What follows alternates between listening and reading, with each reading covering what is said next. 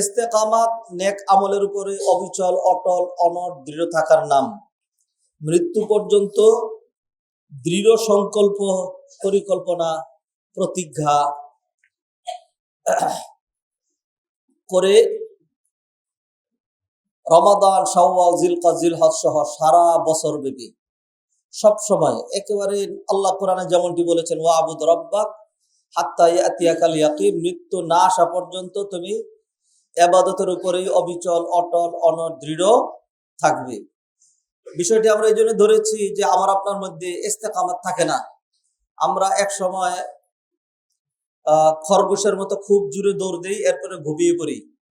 ফলে দেখা যায় খুব ধীরগতিতে যে কচ্ছপ হেঁটে চলে, সেই কচ্ছপও খরগোশকে ফেলে সামনে চলে যায়। তা আমরা ঠিক যেই মুহূর্তে ঘুমিয়ে পড়লাম, ওই মুহূর্তে মালাকুল মউত এসে যদি হাজির হন, তখন আমাদের পরিণতিটা কিরকম হবে?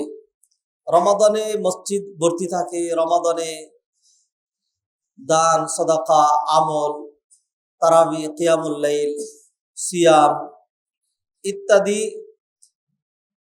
আমরা বিশ্বময় মুসলমানদের এই প্রতিযোগিতা আমরা খেয়াল করি। ঈদের চাঁদ ওঠার সাথে সাথেই আর নামাজও নাই, হালাল হারামের তমিজ নাই, হায়া, শরম, লজ্জা, আদব, শিষ্টাচারিতা, কালচার, জেন্টালিটি, ভদ্রতা, মুসলিম উম্মাহ সব ছেড়ে দিয়ে অমুসলিম কালচারে, অমুসলিমদের অন্ধ অনুসরণে, অনুকরণে আমরা আমাদের সমাজটাকে, পরিবারকে, দেশটাকে কলুষিত করে ফেলি। দিন ইসলাম এরকম নয়। দিন ইসলাম একটি কমপ্লিট ধর্মের নাম। এটা অন্য কোনো ধর্মের সাথে মিল পড়বে না। এটির এমন কোনো দিক নাই যেখানে রব্বানি গাইডলাইন নেই, কোরআন সুন্নাহর গাইডলাইন নেই। একেবারে মৃত্যু পর্যন্ত ইবাদত একাধারে করার নাম ইস্তেকামাত। এতে আমার আপনার খুব ভয় পেয়ে যাওয়ার সর্বনাশ হয়েছে। ওনারা যেই দিন ধর্মের কথা বলেন, আমি তো ব্যবসায় করতে পারবো না, এরকম না। আপনি ব্যবসা করতে পারবেন, আপনি বিবাহ শাদী করতে পারবেন, আপনি হাসি তামসা করতে পারবেন, আপনি দুনিয়ার যত কাজ একটা মানুষের দরকার, যত কাজ আমরা করছি সবই করতে পারবেন। আপনি ঘুমাতেও পারবেন, নাস্তাও খেতে পারবেন, ভ্রমণও করতে পারবেন, সবই করতে পারবেন। জাস্ট সেখানে আপনার দুটো জিনিস সংযোজন করা লাগবে। একটির নাম হলো ইখলাস, আরেকটির নাম হলো ইত্তেবাউস সুন্নাহ। ঘুমাবেন, 8 ঘন্টায় ঘুম হবে, নেক নিয়তে ঘুমাবেন, নবীজির সুন্নাহ অনুসরণ করে ঘুমাবেন। যেই লোক মোবাইল দেখতে দেখতে, নেট ব্রাউজিং করতে করতে, পাপের সাগরে হাবুডুবু খেতে খেতে আর কোলে উঠতে পারলো না, হাত থেকে রিমোট অথবা মোবাইলটা পড়ে গেল, ঘুমিয়ে গেল, 7-8 ঘন্টা ঘুমিয়ে উঠলো। আর যেই লোক অজু করে ডান কাত হয়ে দোয়া পড়ে, আয়াতুল কুরসি পড়ে, আল্লাহর নামে নেক নিয়তে ঘুমিয়ে পড়লো, দুই লোকের ঘুম একই ঘুম। বরং যিনি অজু সহ আল্লাহর নামে ঘুমালেন, তিনি তার ঘুমের মধ্যে যে আত্মতৃপ্তি, তার ঘুমের মধ্যে যে প্রশান্তি, তার ঘুমটা যেরকম সুন্দর ঘুম, মানে অনাকাঙ্ক্ষিত ভয়ঙ্কর মানে স্বপ্ন সে দেখবে না, সুন্দর করে ঘুমিয়ে উঠবে। ফলে যেই লোক পাপ সাগরে হাবুডুবু খেতে খেতে ঘুমালো এবং ঘুমের জন্য কোনো বাইন্ডিংস নাই, সকাল 8টায়, 8:30টায়, 9টায়, 10টায় এমন ভাবে উঠলো যেমন মানে কামা ইয়াতাখাব্বাতুহু শাইতানু মিনাল মাস, মনে হয় জিনে ধরেছে, ভূতে ধরেছে। চোখ আধা খোলা, পুরা খোলা না, চাপা, গাল ফুলে গিয়েছে। এরপরে হলো কোনো কিছুর মানে নিয়ম নীতির মধ্যে সে ছিল না, নাই সালাত, নাই সিয়াম, নাই উঠার কোনো তরিকা নাই, এমন ভাবে যে উঠে। তো এই লোকের ঘুম কি বেশি নিয়ামত আপনি মনে করেন? নিঃসন্দেহে। যে লোক মদ খায় মনে করেন মাতাল হয়ে পড়ে থাকে, যে লোক হারাম খায়, কুত্তা খায়, শুয়োর খায়, ওই লোকটার এই খাওয়াকে আপনি খাওয়া মনে করেন? যেই লোক নির্লজ্জ, বেহায়া পালনত, শরীরে অঙ্গ প্রত্যঙ্গ বের করে চলে, এই লোকের এইটাও কি আপনি ভদ্রতার জেন্টালিটি মনে করেন? তাইলে আমরা যে ইস্তেকামাতের আলোচনা করছি, ওই ইস্তেকামাত কি এমন ইস্তেকামাত যে সর্বনাশ? এই ইস্তেকামাতে আসলে আমার আর কিছুই হচ্ছে না, আপনার সবই হচ্ছে। আপনার মনের কামনা বাসনা সবই চরিতার্থ করতে পারবেন। জাস্ট দিন ইসলাম তো আপনাকে বুঝতে হবে, দিন ইসলাম তো আপনাকে জানতে হবে। শান্তি কাকে বলে, আত্মতৃপ্তি কাকে বলে, মেন্টাল স্যাটিসফ্যাকশন কাকে বলে, এটা দিন অনুসরণ না করলে তো আপনি পাবেন না। দিন অনুসরণ না করলে পাবেন না। একজন চিত্ত বিনোদনের জন্য প্রশ্ন করলেন, তাও টিভিতে, যে ওনার গান শুনতে ইচ্ছা করে, এই জন্য তিনি কিছু গান শুনেন। আমি বললাম যে চিত্ত মানে হলো মন অথবা কল্প, আর বিনোদন মানে হলো মনকে খুশি দেওয়া, আনন্দ দেওয়া। তো এটির জন্য তো আল্লাহ সুবহানাহু ওয়া তাআলা সুন্দর ফর্মুলা দিয়েছেন, যেটিতে আপনি আত্মতৃপ্তি পাবেন, শান্তি পাবেন। কেউ যদি পাপ সাগরে হাবুডুবু খেতে চায়, তাহলে চিত্ত বিনোদন কোনোদিনই পেতে পারে না। পাপের পরে মানুষের মনের ভিতরে কোনোদিন আনন্দ আসে না, নিরানন্দ আসে। আর পাপের যে পরিণতি, শাস্তি, পানিশমেন্ট, সেটা তো আরো জঘন্য হয়। যেই পানিশমেন্ট আজকে বিশ্বময় আমরা যৎসামান্য হলেও দেখতে পাচ্ছি। আল্লাহ সুবহানাহু ওয়া তাআলা আমাদেরকে মাফ করেন। মুআজ্জাজ হাদিরিন, চর্বিত চর্বণ আর করতে চাই না। ইস্তেকামাত নিয়ে এই সমস্ত কথা অনেক বলেছি। আজকে যে সকল বিষয় আমাদেরকে ইস্তেকামাতে সহযোগিতা করবে সেই দিকে যেতে চাই। জাস্ট একটা পয়েন্ট রিপিট করলাম, সেটা হলো যে ইস্তেকামাত মানি এটি নয় যে আজ থেকে আমার সব বাদ দিয়ে দিতে হবে, কিছুই বাদ দিতে হবে না। যেটি আপনার সাথে যায় না, যেটা আপনার মান শান স্ট্যাটাসের সাথে মানে এটা উপযোগী না, শুধু সেটাই বাদ দিবেন।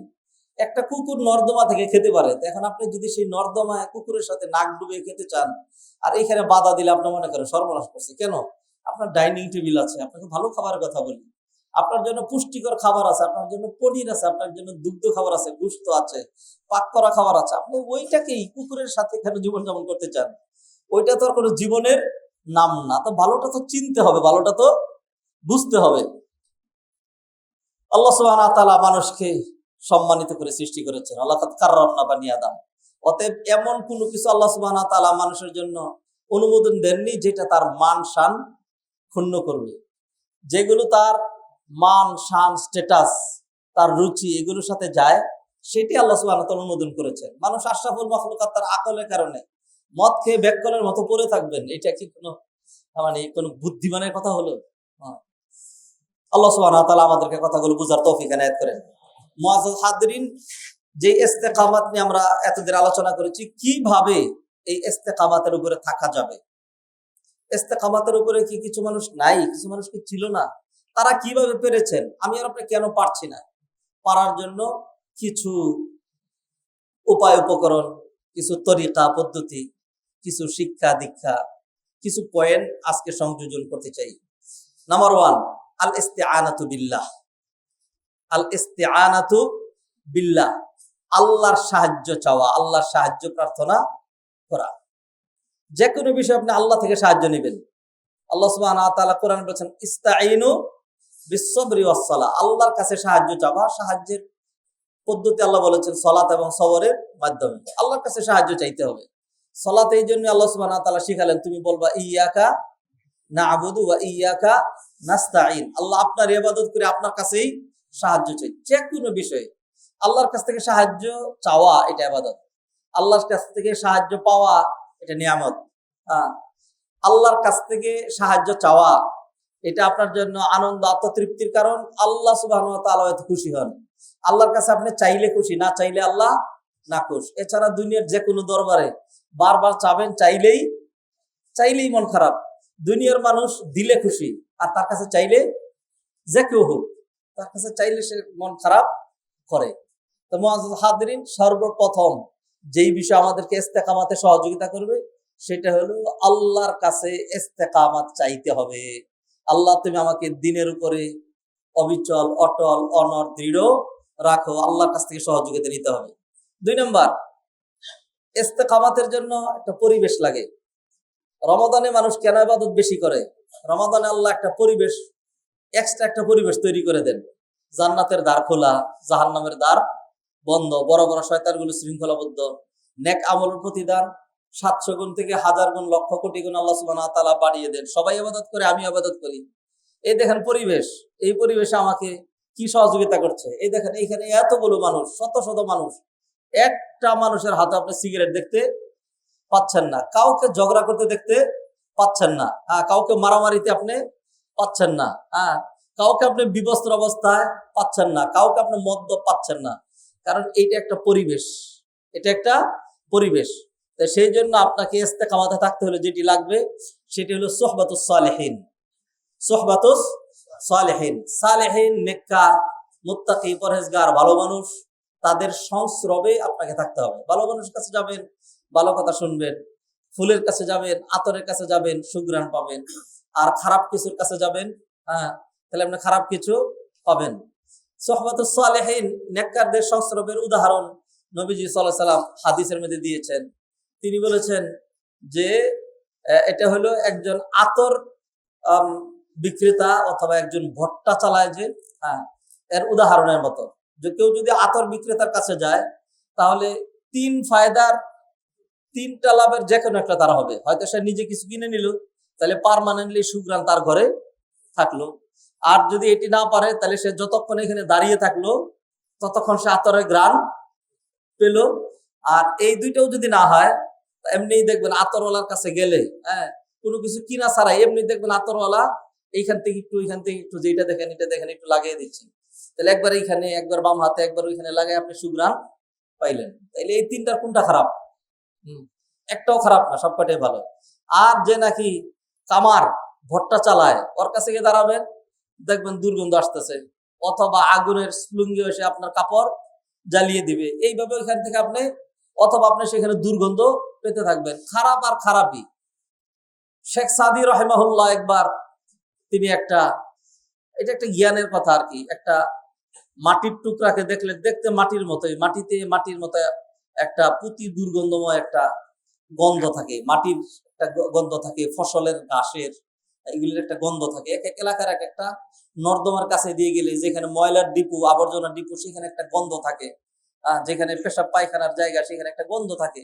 এক একটার এক এক রকম বৈশিষ্ট্য থাকে। ফুলের দিক দিয়ে গেলে, ফুল বাগানে বা ধরেন কি বলে রজনীগন্ধা, রাতে এক ধরনের ঘ্রাণ ছড়ায়, হাসনা হেনা আরেক রকম ঘ্রাণ, গোলাপ ফুল আরেক রকম ঘ্রাণ, এগুলি ছড়িয়ে থাকে।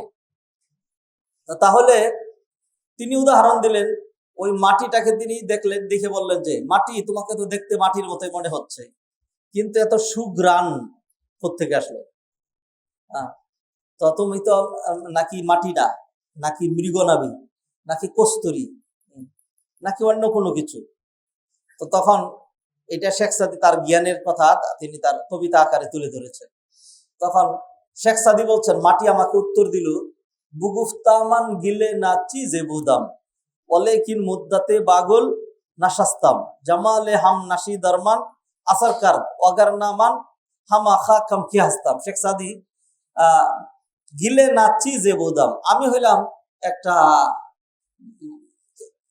পুঁতি দুর্গন্ধময় মাটি, ওলেকিন মুদ্দাতে, কিন্তু একটা সময় বাগুল নাশাস্তাম, আমি ফুলের সংস্রবে ছিলাম।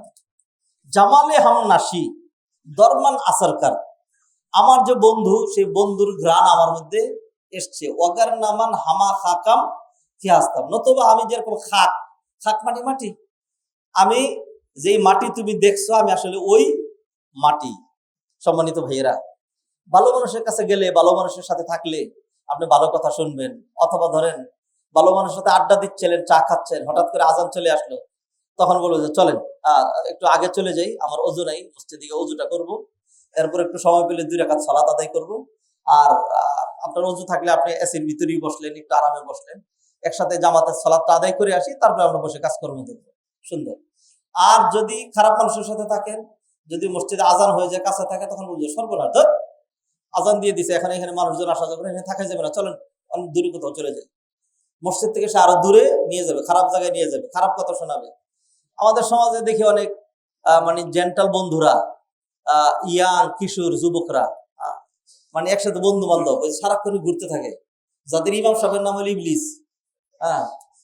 তো এইগুলি আজীব রকম। মাঝে মধ্যে আমি এদের অবস্থা দেখে এরকম দাঁড়ায় থাকি, দেখি কি করে, দেখি কি সুন্দর একজনের সাথে বন্ধু, খুব সুন্দর বন্ধু চলছে একসাথে, মানে প্রথম কথাটাই শুরু করে হে তোর মায়েরে, এটা দিয়া কথা বলতেছে, আমার একসাথে চলতেছে।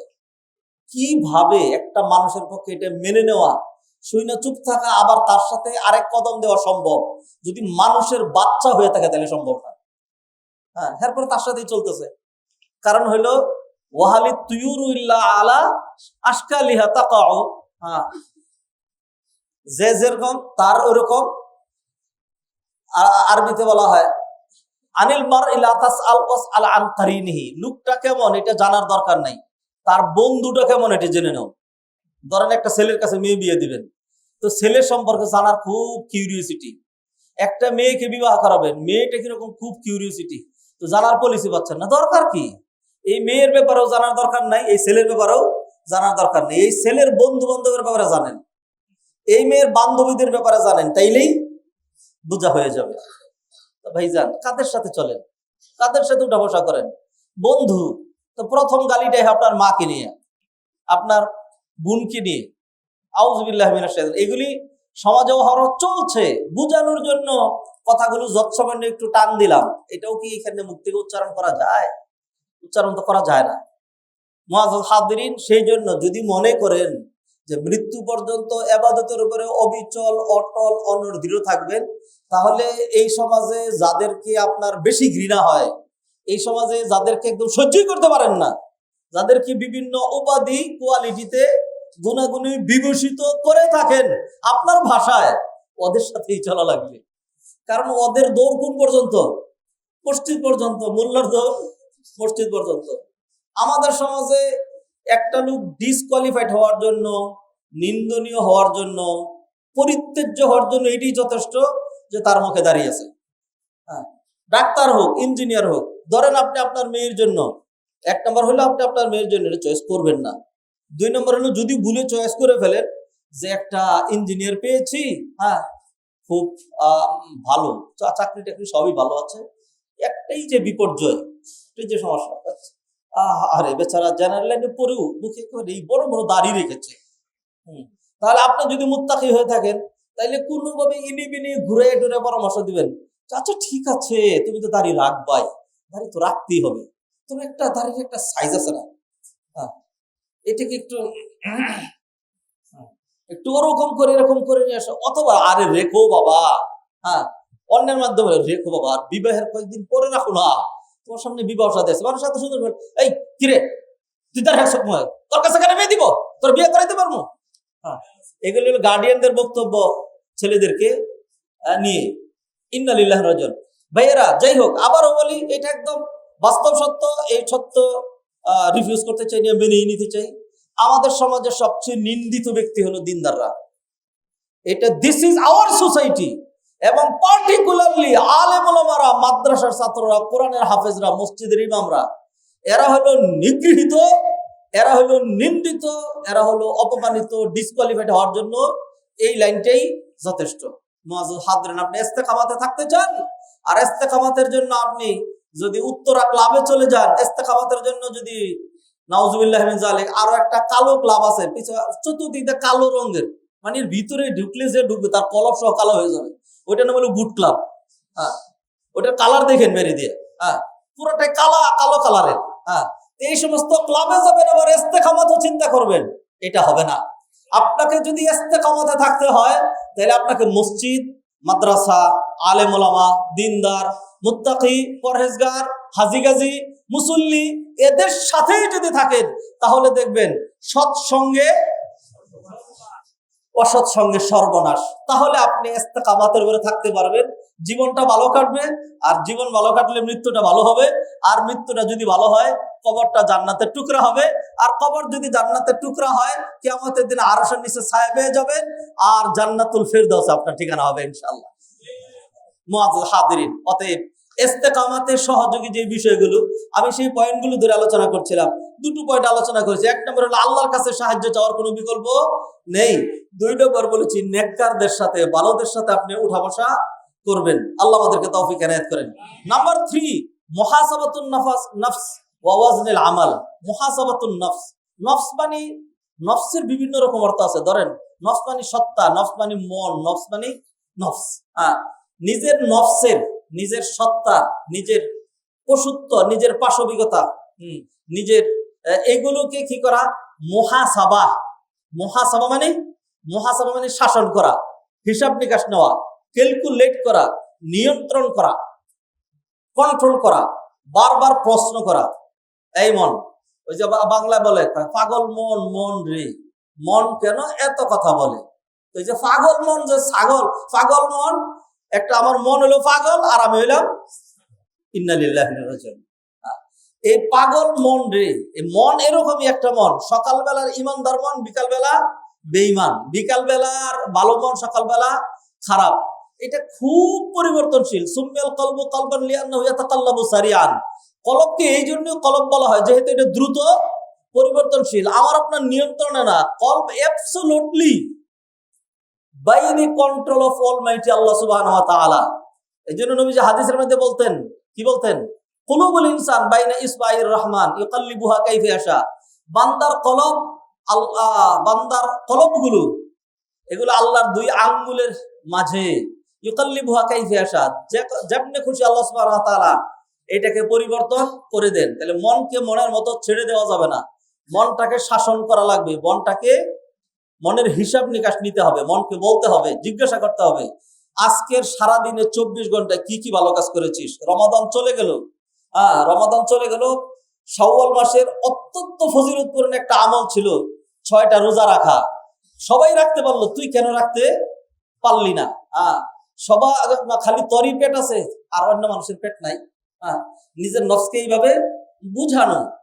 6টা রোজা রাখতে কি হয়? কিছুই হয় না। রোজা রাখা, যারা আমরা রোজা অনুশীলন করেছি, আমরা এটা পরীক্ষা করে দেখেছি, 1000বার পরীক্ষা করে দেখেছি। রোজা রাখার দিন আর রোজা ছাড়া দিন, রোজার দিন অনেক ভালো যায়। না খাইলে অনেক ভালো থাকে, না খাইলে মানুষ সুস্থ থাকে, না খাইলে মানুষ আরামে থাকে, খাইলেই মানুষ ব্যারামের মধ্যে পড়ে।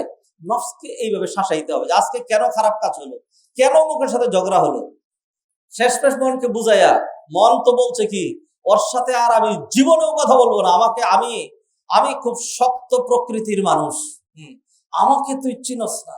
এগুলি আমাদের পরিভাষা সমাজের, আমাদের এগুলি মানে we feel our proud to say আমি এরকম। এইটা এরকম না, মনটাকে বলতে হবে যে আমি কিছুই না। সেই জন্য যার সাথে ঝগড়া হইতেই পারে, মানুষ ভুল হয়েই যেতে পারে, সেই জন্য তার কাছে বলা এক্সট্রিমলি সরি, একদম হাতে ধরে ক্ষমা চাই, প্লিজ আমি আমার ভুল বুঝতে পেরেছি, আপনি ঠিক ছিলেন, আপনার সবটুকুনি ঠিক, আমার সবটুকুনি ভুল, তবু ক্ষমা চাই, আমাকে ক্ষমা করতে হবে, আমি আপনার সাথে সম্পর্ক উত্তীর্ণ করতে চাই। করে না মানুষ। ঈদের দিন চলে গিয়েছে, বোনের সাথে যোগাযোগ হয় নাই, বোনের বাড়িতে যাওয়া হয় নাই। ঈদের দিন চলে গিয়েছে, ভাইয়ের সাথে ঝগড়া, তাদের সাথে কথাবার্তা বলা হয় নাই। আহারে কি রোজার শিক্ষাটা আপনি পেয়েছেন। মুআজ্জাজ হাদিরিন, সেই জন্য নফসের হিসাব নিকাশ নেওয়া, এটা যদি না আনেন, নফসকে যদি নফসের মতো ছেড়ে দেন, তাহলে নফস এমনই জিনিস। কেমন জিনিস? ইউসুফ আলাইহিস সালামের ভাষায় শুনেন। ইউসুফ আলাইহিস সালাম বলছেন, ওমা উবাররিউ নাফসি ইন্নান নাফসা লাআম্মারাতুম বিসসুই ইল্লা মা রাহিমা রাব্বি। ইউসুফ আলাইহিস সালাম বলছেন, আমি আমার নফসের সাফাই গাই না। ইউসুফ আলাইহিস সালাম, যার চরিত্র কত সুন্দর ছিল, আল্লাহ সুবহানাহু ওয়া তাআলা তার ঘটনাটাকে কোরআনে আহসানাল কাসাস বলেছেন, সর্বোত্তম ঘটনা বলেছেন। আর ইউসুফ আলাইহিস সালামের চরিত্র মানে একটা মডেল ছিল। এই জন্য বাবা মায়েরা শখ করে ছেলে মেয়েদের নাম রাখেন ইউসুফ। এরকম অনেকেই নাম রেখে বলছেন এই কারণে নামটা রেখেছে যাতে আল্লাহ তাকে ইউসুফ আলাইহিস সালামের মতো হেফাজত করেন। আল্লাহ তো জোর করে হেফাজত করেন না। ইউসুফ আলাইহিস সালাম গট এ গোল্ডেন চান্স পেয়েছিলেন। সমস্ত দরজা বন্ধ, সুন্দরী নারী, আমার মনেও চাহিদা আছে, তার মনেও চাহিদা আছে, কেউ দেখবে না, সকল দরজা বন্ধ, মান মর্যাদা, ভালো ভালো খাবার পাবো, সব পাবো। তো তিনি কি করেছিলেন? এই চান্স গ্রহণ করেছিলেন? গ্রহণ করেন নাই। তিনি বুঝেছিলেন I have to try my best. সেই জন্য তিনি দরজার দিকে দৌড় দিলেন। বাকি কাজটুকু আল্লাহ সুবহানাহু ওয়া তাআলা করে দিয়েছেন। নফসকে ছেড়ে দিবেন, নফসের হিসাব নিকাশ দিবেন না, নফসকে শাসাবেন না। তাহলে ইউসুফ আলাইহিস সালাম এত বড় জালিল কদর ব্যক্তিত্ব নবী হয়ে তিনি বলছেন, ইন্নান নাফসা লাআম্মারাতুম বিসসু। নফস মানুষকে সব সময় খারাপের নির্দেশটাই বেশি দেয়। নফস এটা কমই বলবে যে মসজিদে যাও, নফস এটা কমই বলবে যে দান করো, নফস এটা কমই বলবে ফাস্টিং করো, নফস এগুলি বলবে না। নফস বলবে এইটা ওইটা, যেটা আপনাকে জাহান্নামের দিকে নিতে পারবে, এই কথাগুলো বলবে। তো সেই জন্য এই নফস নিয়ে আবার আমাদের থাকা লাগে। নফসটাকে কি করবেন? বের করে কোথায় পাঠাবেন? বের তো করতে পারবেন না, এটা নিয়ে আমাদেরকে থাকতে হচ্ছে। সেই জন্য ঘষে মেজে ধুয়ে ওয়াজ করে, নসিহত করে, বুঝাইয়া, কখনো তিরস্কার করে, কখনো বলে যে নফস খুব ভালো কাজ করেছো, আজকে 5 ওয়াক্ত সালাত জামাত হয়েছে, আলহামদুলিল্লাহ। নফসকে বলতে হবে, নফস তুমি আমাকে শেষ করে দিয়েছো, তুমি নিজেও শেষ, আমিও শেষ। আজকে আমার এক ওয়াক্ত সালাত কাজা হয়ে গিয়েছে, ইন্না লিল্লাহি ওয়া ইন্না ইলাইহি রাজিউন। এইভাবে নফসের হিসাব নিকাশ নিতে হবে। যদি আপনি ইস্তেকামাতের উপরে, নেক আমলের উপরে অবিচল, অটল, অনড়, দৃঢ় থাকতে চান। পয়েন্ট বলছি মাত্র তিনটা। একটা হলো আল্লাহর কাছেই সাহায্য নিতে হবে। 2 নম্বর হলো নেককারদের সাথে, আলেম ওলামা, দিনদার, মুত্তাকি, পরহেজগার, ভালো মানুষ, এদের সাথে থাকতে হবে, খারাপদের থেকে দূরে থাকতে হবে। 4 নম্বর মনে রাখতে হবে, নাহনু উম্মাতু ওয়াসাত উমুরুনা বাইনাল ইফরাত ওয়াত তাফরিদ। আমরা মধ্যমপন্থী জাতি। আমাদের বিষয়গুলোর মধ্যে বাড়াবাড়িও নাই, ছাড়াছাড়িও নাই। 1 মাস অনেক বেশি ইবাদত করব, বাকি 11 মাস কচ্ছপের মতো, না কি বলে, খরগোশের মতো ঘুমিয়ে থাকবো। এটা আমাদের কাজ না। আপনি কন্টিনিউ অল্প অল্প অল্প অল্প করতে থাকবেন। কাতরুন আলা কাতরিন ইযা ইত্তাফাকাত নাহরুন ওয়া নাহরুন আলা নাহরিন ইযা ইজতামাআত বাহরুন। একটা একটা ফুটা করেই একটা নহর মানে নদী হয়ে যাবে, একটা দুইটা নদী করে একটা বিশাল সাগর হয়ে যাবে। তো এইভাবেই নবীজির হাদিস হলো কি, ইন্না আহাব্বাল আমালি ইলাল্লাহি আদওয়ামুহা ওয়া ইন কাল্লা। আল্লাহর কাছে ওই আমলটা সবচেয়ে বেশি প্রিয় যেটা অল্প হলেও কন্টিনিউ করে চলতে থাকে। আল্লাহ আমাদেরকে বোঝার তৌফিক এনায়েত করেন। অতএব আমরা মধ্যমপন্থী উম্মত, আমাদের বিষয়গুলো এরকম। তার মধ্যে একটা ভারসাম্যতা, কি হইতে হবে, মুআতাদিল, ইতিদাল থাকতে হবে, তাওয়াজুন থাকতে হবে। এরকম না যে একবারে ডাইন দিকে চলে গেলাম, আবার একবারে বাম দিকে চলে গেলাম। 2 প্রান্তেরা মাঝামাঝি থাকতে হবে। 5 নাম্বার মনে রাখতে হবে, হায়াতুনা ওয়া মাউতুনা লিল ইবতিলা ওয়াল আমালি ওয়াল ইবাদা। আমাদের জীবনটা আল্লাহ সুবহানাহু ওয়া তাআলা জীবনটাই দিয়েছেন পরীক্ষা করার জন্য, ইবাদত করার জন্য। ওমা খালাকতুল জিন্না ওয়াল ইনসা ইল্লা লিয়াবুদুন। জীবনের টার্গেট আল্লাহ সুবহানাহু ওয়া তাআলা, যিনি জীবন দিয়েছেন তিনিই তো এটা বলে দিবেন জীবনটা কিসের জন্য। রিজিক দিলেন আল্লাহ, বানাইলেন আমাকে কে? আল্লাহ। কত মানুষ আছে এটা আমরা খোঁজ খবর রাখি না, ভাবি না। আল্লাহ সুবহানাহু ওয়া তাআলা যাদেরকে সন্তান দেন নাই, পয়সা আছে, অনেক কিছু আছে, বানাইতে পারছেন? এটা কি তার হাতে? কত মানুষ বহুত চেষ্টা করছেন আর একটা বাচ্চাও যেন না হয়, ঠেকাইতে পারছেন? ঠেকাইতে পারেননি। তাহলে আল্লাহ সুবহানাহু ওয়া তাআলা আমাকে বানালেন, কি দিয়ে বানাইলেন? শুক্রাণু আর ডিম্বাণু, যেটা ভিজিবল না, দেখার মতোই না। সেইখান থেকে এটা দিয়ে আল্লাহ সুবহানাহু ওয়া তাআলা কি সুন্দর চেহারা, কি সুন্দর দৈর্ঘ্য, কি সুন্দর কালার, সবকিছু দিয়ে আল্লাহ সুবহানাহু ওয়া তাআলা বানাইলেন। আমার তো কিছু কৃতিত্ব নাই, বাবা মায়ের কোনো কৃতিত্ব নাই। ইয়া আইয়ুহাল ইনসানু মা গাররাকা বিরাব্বিকাল কারীম আল্লাযী খালাকাকা ফাসাওয়াকা ফাআদালাক ফি আইয়ি সূরাতিন মা শাআ রাক্কাবাক। হুয়াল্লাযী ইউসাউবিরুকুম ফিল আরহামি কাইফা ইয়াশা ইয়াখলুকুকুম ফি বুতুনি উম্মাহাতিকুম খালকাম মিন বাদি খালকিন ফি যুলুমাতিন সালাস। 3টা সূরা থেকে 3 রকম আয়াত নিয়ে আসলাম, একটাই সাব্যস্ত। আল্লাহ বলছেন মায়ের পেটের ভিতরে অন্ধকারের পর অন্ধকার, সেইখানে আল্লাহ সুবহানাহু ওয়া তাআলা যেমন আকৃতি তিনি চেয়েছেন সেই আকৃতি দিয়ে বানিয়েছেন। অতএব যেই চেহারা নিয়ে আমি গৌরব করি, এই চেহারা কার? আল্লাহর দেওয়া। যেই শক্তির কারণে আমার এত মানে গর্ব, অহংকার, আর এত কি বলে, যেই মানে কাউকে মানুষকে মানুষ মনে করি না, যা মনে করছি এটা আল্লাহর পক্ষ থেকে দেয়া। এই মুহূর্তে আমরা যারা এখন দুর্বল হয়ে গিয়েছি, বৃদ্ধ হয়ে গিয়েছি, এক সময় যৌবন আমাদের ছিল, এটা প্র্যাকটিক্যাল আমরা দেখতে পাচ্ছি, ওই শক্তি এখন আর নাই। অতএব ও যুবক, তোমারও ওই দিন আসছে এবং তোমার উপরে এরকম একটি দিন অতিক্রান্ত হয়েছে। আল্লাহুল্লাযী খালাকাকুম মিন দাফিন সুম্মা জাআলা মিন বাদি দাফিন কুওয়াতান সুম্মা জাআলা মিন বাদি কুওয়াতিন দাফা ওয়া শাইবা। আল্লাহ দুর্বলতা থেকে সৃষ্টি করেছেন, এরপর একটু শক্তি দিয়েছেন, আবার দুর্বলতার দিকে আল্লাহ সুবহানাহু ওয়া তাআলা ফিরিয়ে দিয়েছেন। এইভাবে যদি কোনো মানুষ ভাবতে থাকে আর সে যদি বুঝতে থাকে, তাহলে সে দেখবে যে কোনো কিছুই আমার না, সব কিছু আল্লাহর। যে আপেলটা খাইলাম এটা মাটির রস খেলাম, আল্লাহ মাটি দিয়ে বানাইছেন, মাটির খাবার দিলেন। যে আনার খেয়েছি এটা মাটির রস, যে খেজুর খেয়েছি মাটির রস, ধান, চাল, গম, কেক, যা কিছু মনে করেন, ইভেন দুগ্ধ সামগ্রী যেটা, তো মাটি খেলেন। মাটি দিয়ে আল্লাহ সুবহানাহু ওয়া তাআলা রিজিকটা দিয়েছেন। গরু ঘাস খেয়েছে, আর ঘাসটা কোত্থেকে হয়েছে? মাটি থেকে হয়েছে। অতএব কেউ যদি এইভাবে ভাবে, এইভাবে যদি ক্যালকুলেশন করে যে সবই তো আল্লাহই দিলেন, আমার জীবন আল্লাহ দিলেন, শক্তি আল্লাহ দিলেন, চেহারা আল্লাহ দিলেন, সম্পদ আল্লাহ দিলেন, রিজিক আল্লাহ দিলেন, সবকিছু দিলেন। অতএব তিনি যেটা চাইবেন সেটার বাইরে তো আমার চলা যেতে পারে না। নিয়ন্ত্রণ, absolute control by his hand, আল্লাহর হাতে। চাইলেই আপনি একেবারে নিজের চেহারাটাকে চেঞ্জ করে ফেলবেন, 10 হাত দৈর্ঘ্যে লম্বা হয়ে যাবেন, আকাশে খালি উঠতে থাকবেন, আর সম্পদের পাহাড় ঘুরে ফেলবেন। বিষয় এরকম না, মানুষ বহু চেষ্টা করেছে, মানুষ পারে নাই। তাহলে সব যেহেতু আল্লাহর হাতেই, অতএব তিনি তো এই জীবনটার জন্য কিছু গাইডলাইন, কিছু দিক নির্দেশনা দিয়ে দিয়েছেন। তিনি বলেছেন, বান্দারে তোমাকে সৃষ্টি করলাম, সৃষ্টি করেছি ইবাদত করার জন্য। এটি যদি মনে রাখতে পারি, তাইলেই দেখবেন আমার পক্ষে মৃত্যু পর্যন্ত, এবং যেই জীবনটা আমরা ইবাদত করি, এই ইবাদতের পিরিয়ডটা খুবই খুবই স্বল্প, খুবই স্বল্প। আখিরাতের তুলনায় দুনিয়ার জীবন কোনো জীবনই না, এটাকে খেলতামশা বলা হয়েছে। আল্লাহ কোরআনে বললেন, মা হাদিহিল হায়াতুদ দুনিয়া ইল্লা লাহবুন ওয়া লাইব, দুনিয়ার জীবন খেলতামশার মতো। ওয়া ইন্নাদ দারাল আখিরাতা লাহিয়াল হায়াওয়ান, আখিরাতের জীবন যেটা, সেটাই প্রকৃত জীবন। তো এইভাবে যদি একজন মানুষ বুঝতে থাকে, ক্যালকুলেশন করতে থাকে যে আমার যে জীবন, এই জীবনটা ইবাদত করার জন্যই, তাহলে তিনি ইবাদত করবেন। ঈদের দিন আল্লাহ সুবহানাহু ওয়া তাআলা ইবাদত দিয়ে দিয়েছেন, এই জন্য আমরা ঈদের নামাজ করি। এরপরে যদি আরো প্রকৃত ক্যালকুলেশন যদি করি, আল্লাহ আমাদেরকে যে ইবাদত দিয়েছেন, এমন কি ইবাদতটা তিনি আমাদেরকে দিলেন যেটার কারণে আমাদের অবস্থা খুব নাবিশ্বাস হয়ে যাচ্ছে, খুবই খারাপ হয়ে যাচ্ছে, এমন কোন ইবাদতটা দিয়েছেন আল্লাহ, আপনি খুঁজে বের করেন।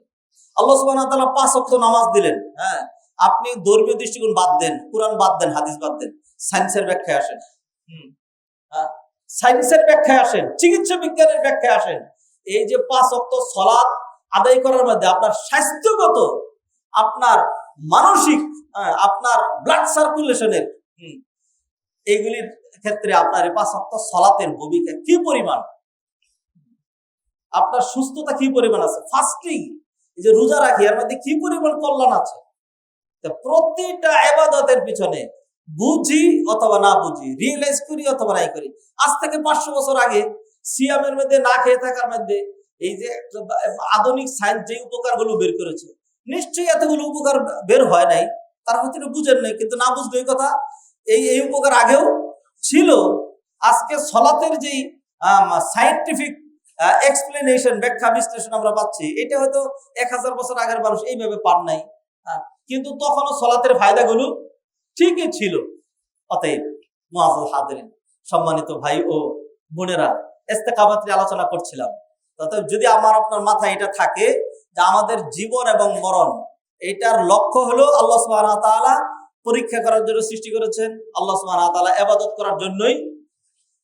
তাবারাকাল্লাযী বিয়াদিহিল মুলকু ওয়া হুয়া আলা কুল্লি শাইইন কাদির, আল্লাযী খালাকাল মাউতা ওয়াল হায়াতা লিয়াবলুয়াকুম আইয়ুকুম আহসানু আমালা ওয়া হুয়াল আজিজুল গফুর।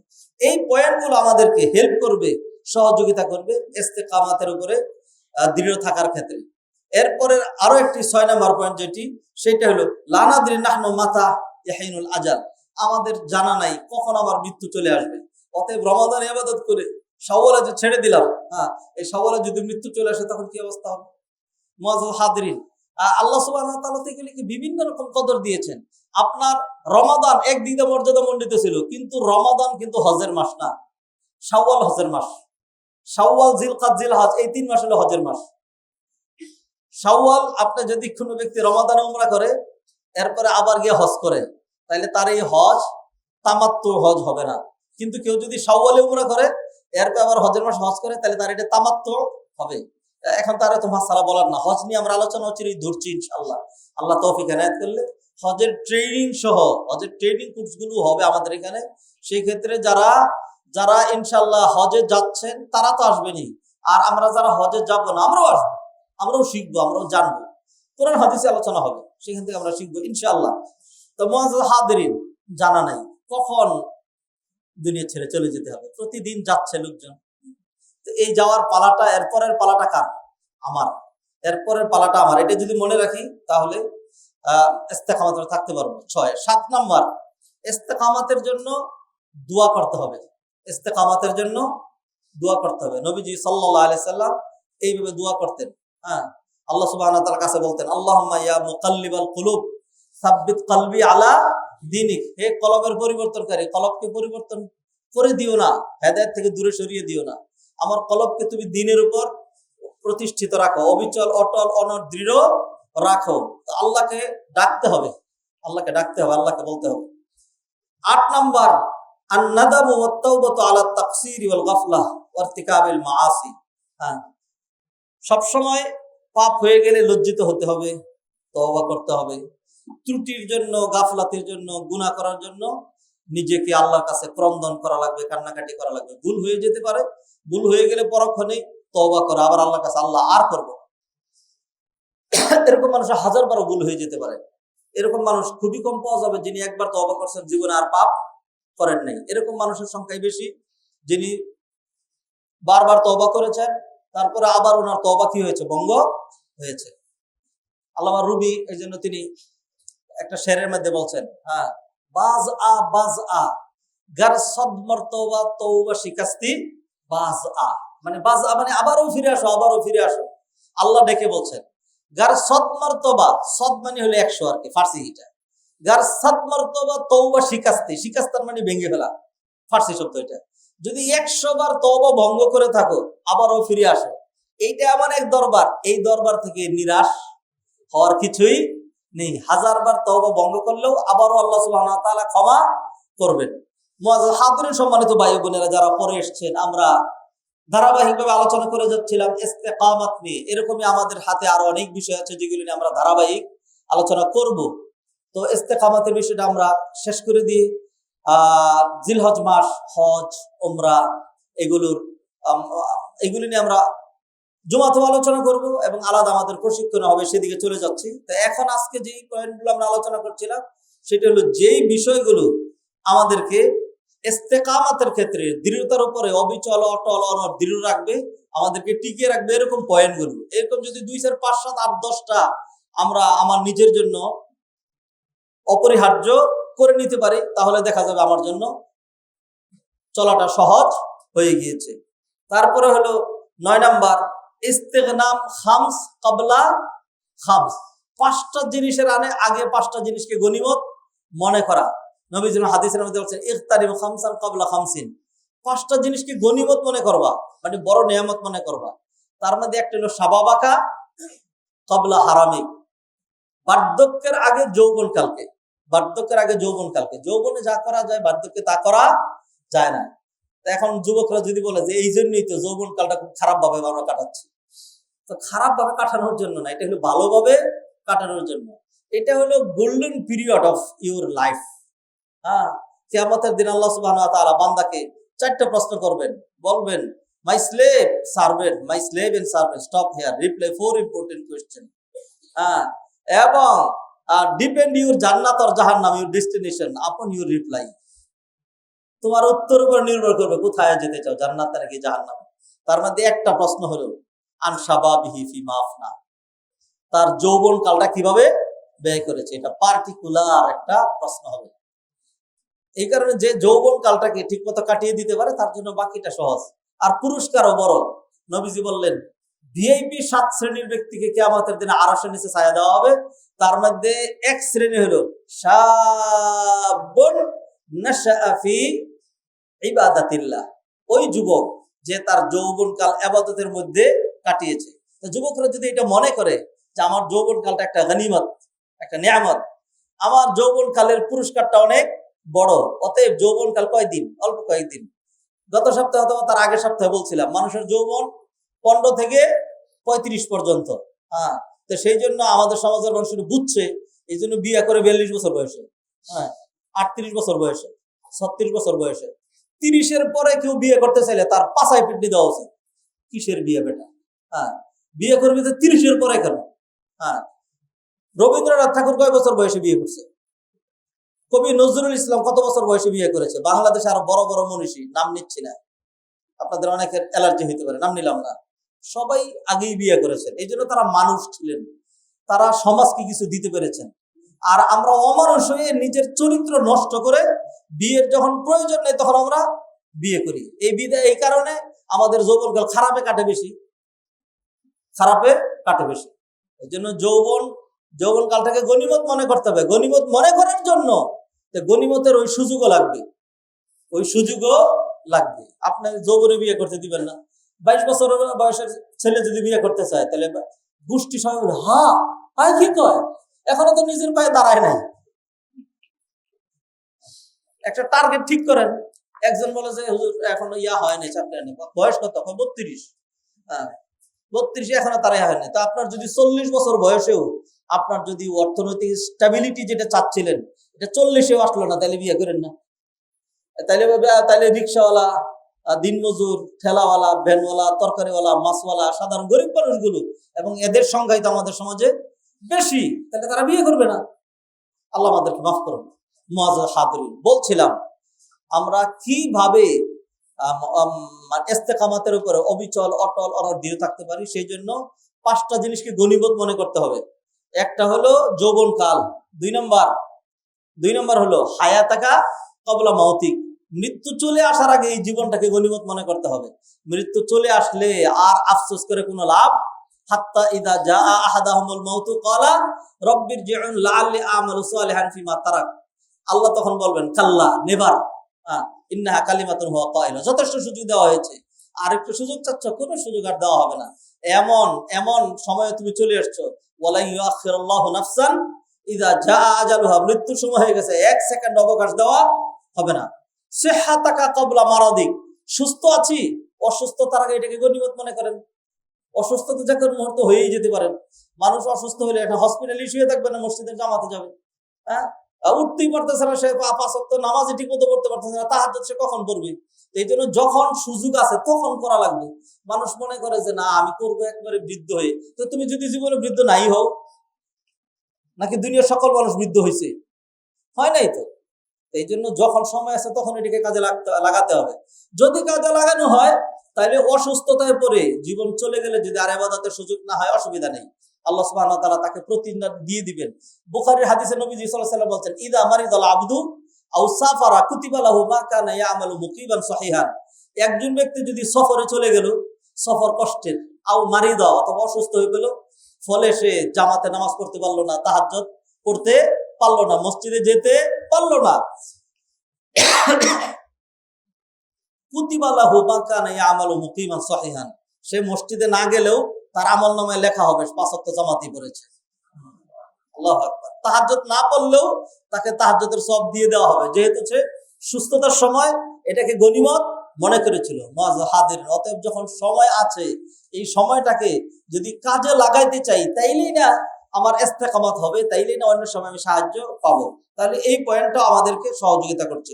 10 নম্বর, আল মুহাফাজাতু আলা সালাওয়াতি বিল জামাআহ, 5 ওয়াক্ত, এট লিস্ট 5 ওয়াক্ত নামাজ জামাতের সাথে করতে থাকেন, তাইলে দেখবেন অন্যান্য কাজগুলো আল্লাহ সুবহানাহু ওয়া তাআলা সহজ করে দিবেন। আল্লাহ কোরআনে বললেন, ইন্নাস সালাতা তানহা আনিল ফাহশাই ওয়াল মুনকার। নাম্বার 11, আল খাউফু ওয়ার রাজা, ভয় এবং আশা। ভয় করতে থাকতে হবে, আর বুক ভরা আশাও রাখতে হবে, তাইলে আমরা ইস্তেকামত থাকতে পারবো। এবং আজকের জন্য সর্বশেষ পয়েন্ট যেটি আজকের জন্য, সেটি হলো as-সবর, ধৈর্য ধারণ করতে হবে। ধৈর্য 3 প্রকার। নেক আমল সম্পাদনে ধৈর্য। কোনতেই চোখ বলছে না আমি এখন উঠতে পারবো না, তখন ধৈর্য ধারণ করে চোখ তুই পারবি, তোর বাপেও পারবো, উঠে যেতে হবে। চোখে পানি ছিটিয়ে দিতে হবে, অজু করতে হবে, দেখবেন আস্তে করে আরাম পেয়ে যাচ্ছেন। মানুষ ঘুমাইলে শয়তান তার ইয়াকিদুশ শাইতান ইনদা রাসি সালাসা উকাদ, 3টা গিরু দেয়। হ্যাঁ, লম্বা ঘুমাইতে থাকো, আরামে ঘুমাইতে থাকো, আর যেন না উঠে। যখন ঘুম থেকে সজাগ হইয়া এই দোয়াটা পড়বেন, আলহামদুলিল্লাহিল্লাযী আহইয়ানা বা'দা মা আমাতানা ওয়া ইলাইহিন নুশুর, আলটিমেটলি শয়তানের একটা গিরু খুলে যাবে। যখন ওযু করবেন তখন 2য় গিরু খুলে যাবে, যখন সালাত আদায় করবেন তখন 3য় গিরু খুলে যাবে। এখন আপনার মেজাজটা ফুরফুরা হবে, মনের ভিতরে শান্তি থাকবে, শরীরটা হালকা লাগবে। আর এই কাজ যারা করে না, এরা দেখবেন, আমি তো খুতবা দেওয়ার কারণে দেখাইতে পারলাম না, তারা দেখবেন ঘুম থেকে যখন উঠে তখন চোখ ফুলে এরকম হয়, মনে হয় যেন ইয়াতাখাব্বাতু শাইতানু মিনাল মাস। ওযু করে নেই, দোয়াও করে নেই, নামাজও করে নেই, এরপরে যখন অফিস আদালতে যখন যায় এরকম মনে হয় যেন ভূত যাচ্ছে, ভূত। ইন্না লিল্লাহি ওয়া ইন্না ইলাইহি রাজিউন। মুআজ্জাজ হাদিরিন, সম্মানিত ভাই বোনেরা, সেই জন্য সবর লাগবে। নেক কাজ আদায় করতে একটা সবর লাগে, এটাকে বলে আস-সাবরু আলা তাআ। আরেকটা হলো পাপ থেকে বেঁচে থাকার জন্য সবর লাগবে। মনটা পাপের দিকে টানে, তো মনটাকে এইখানে থামায় দিতে হবে যে না, নো হেড, সামনে যাওয়ার কোনো সুযোগ নাই, এইখানে থামায় দিতে হবে। আরেকটা সবর যেটা সবচেয়ে সহজ, কোনো সবরই সহজ না, মানে কম্পারেটিভলি ওই 2 সবরের তুলনায় সেটা হলো বিপদ আপদ যদি চলে আসে তখন বিচলিত না হয়ে ধৈর্য ধারণ করতে হবে। যে কোনো রকম বিপদ আপদ হইতে পারে। ওয়ালা নাবলুওয়ান্নাকুম বিশাইইম মিনাল খাউফি ওয়াল জু'i ওয়া নাকসিম মিনাল আমওয়ালি ওয়াল আনফুসি ওয়াত তামারাত ওয়া বাশশিরিস সাবিরিন আল্লাযীনা ইযা আসাবাতুহুম মুসিবাতুন ক্বালু ইন্না লিল্লাহি ওয়া ইন্না ইলাইহি রাজিউন উলাইকা আলাইহিম সালাওয়াতুম মির রাব্বিহিম ওয়া রাহমা ওয়া উলাইকা হুমুল মুহতাদুন। মুআজ্জাল হাদিরিন, সেজন্য আসুন, রমাদানেই আমরা দিনদার ছিলাম না, আমরা শাওয়ালেও দিনদার ইনশাআল্লাহ। রমাদানে রোজা রেখেছি, শাওয়ালেও রোজা রেখেছি এবং রাখবো। শাওয়ালে রাখবো, জিলকদে রাখবো, জিলহজে রাখবো। রমাদানে দান করেছি, এখনো দান করব। রমাদানে তারাবি সহ পড়েছি, এই মাসে আমাদের তারাবি নেই, তারাবি করবো না, 5 ওয়াক্ত সালাত তো আমাদের আছে। তো এইভাবেই আমরা আমাদের মানে একটা স্ট্রং প্রমিস, একটা দৃঢ় প্রত্যয় আমার আপনার, সেটা হলো এই জীবনের সবই চলে গেছে। বিশেষ করে আমার বয়সের, আমার চেয়ে বেশি বয়সের যারা, তাদের কোন জিনিসটা বাকি আছে? বাড়ি, গাড়ি, মিল, ফ্যাক্টরি, ইন্ডাস্ট্রি, চাকরি, হ্যাঁ, আর আরাম, আয়েশ, ভ্রমণ, এইটা সেটা সবই তো পেয়েছি। এখন খালি একটাই বাকি আছে, সেটা হলো ঈমানের সাথে দুনিয়া থেকে চলে যাওয়া। আল্লাহ সুবহানাহু ওয়া তাআলা আমাদেরকে তৌফিক এনায়েত করেন। আকুলু কওলি হাযা ওয়া আস্তাগফিরুল্লাহ লি ওয়া লাকুম ওয়া লিসাইরিল মুসলিমিন ফাস্তাগফিরুহু ইন্নাহুল গফুরুর রহিম।